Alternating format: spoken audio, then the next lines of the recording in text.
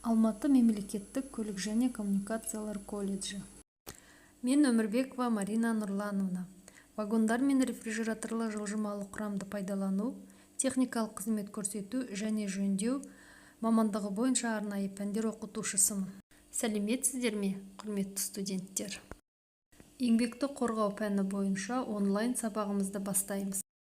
Сабақтың тақырыбы еңбек тәртібі, жұмыс және демалыс уақыты.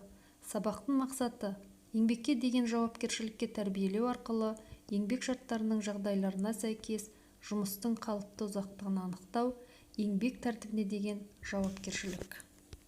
Еңбек тәртібі бұл еңбек шарты тараптарының, яғни қызметкер мен жұмыс берушінің өзара міндеттері және осы міндеттерді бұлжытпай орындау. Қызметкердің міндеттеріне мыналар жатады: еңбек функцияларын мұқият орындау, ішкі еңбек тәртібіне бағыну, жұмыс берушінің бұйрықтарын орындау. Келесі, жұмысшылардың еңбек тәртібін орындауының маңызды алғышарты болып, еңбек үрдісін ұтымды ұйымдастыру қажет.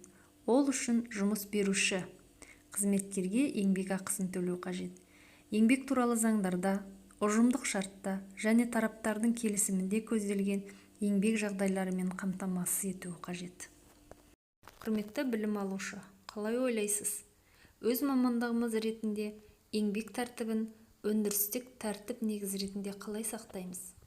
Қызметкер жұмысқа уақытылы келуге, кетуге, еңбекті қорғауға, қауіпсіздік техникасына қатысты талаптарды орындауға, еңбек өнімділігін арттыру, тапсырмалар мен жоспарлардың нормаларын орындауға, технологиялық тәртіпті сақтауға, өнімнің сапасын жақсартуға, кәсіпорынның, ұйымның, мекеменің мүлкіне ұқыптылықпен қарауға, материалды және құжаттарды сақтаудың белгіленген тәртібін орындауға, өзінің біліктілігін және білім деңгейін тұрақты түрде көтеріп отыруға құқылы.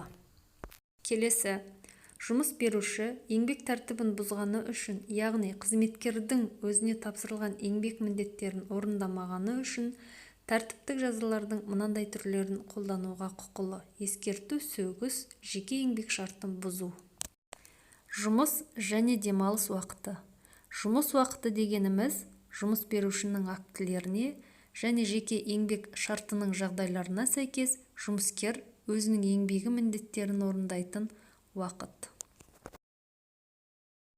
Қалыпты жұмыс уақыты.